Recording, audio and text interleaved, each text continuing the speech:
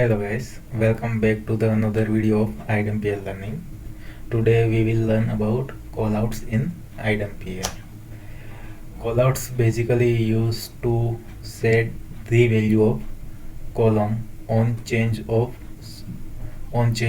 some columns. Okay, basically uh, it used to set columns value on same window. Okay, but you can perform some operation and set the value or insert some perform some database operation also. Okay, let's check some existing callouts example. Okay, let me log into super user and sorry, let me log into garden world.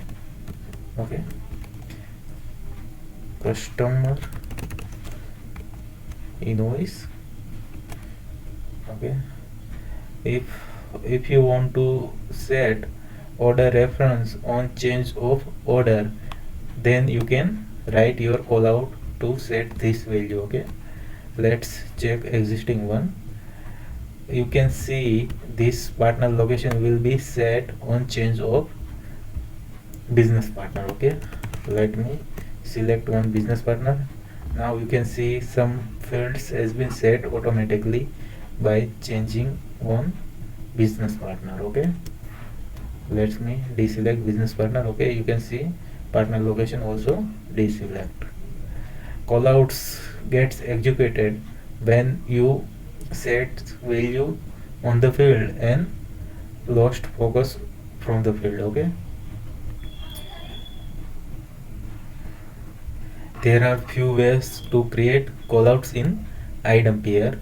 You can get more detail about callouts in the from the wikis. These are the two useful links. Okay, you can check all the details of callouts from these links. Okay, here you can check all the description and how you can implement callouts using the Java class, and all details you can check here. Okay, or script callout details you can check from this link. Okay,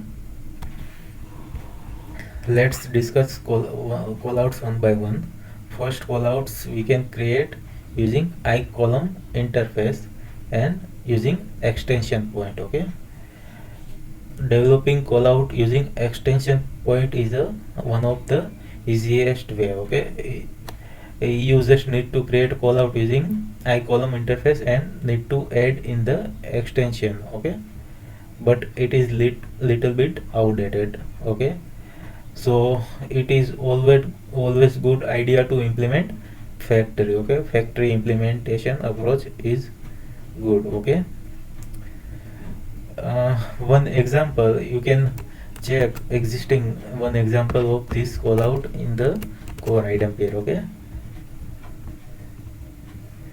this class is same callout. Okay, you can check this example. Okay, let's check second approach. Second approach, we need to create a Java class and we need to add configuration in the database.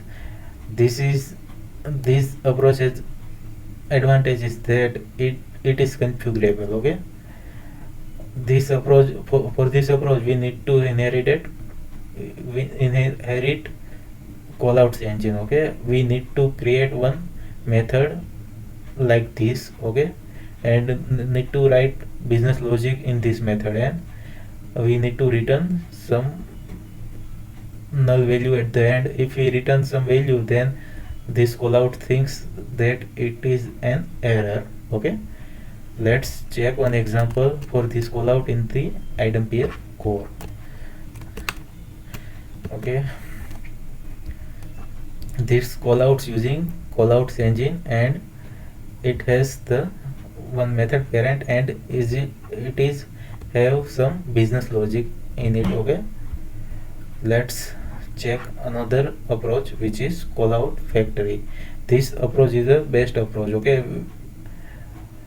in this approach we will create one class for callout and another one class is for factory. Okay, in this approach we will create component definition also for this callout. Okay, and the last approach is a rule based approach. Okay, we need to create rule on the system side for this approach. Okay, let's check how we can create these callouts. Okay, let me log in to system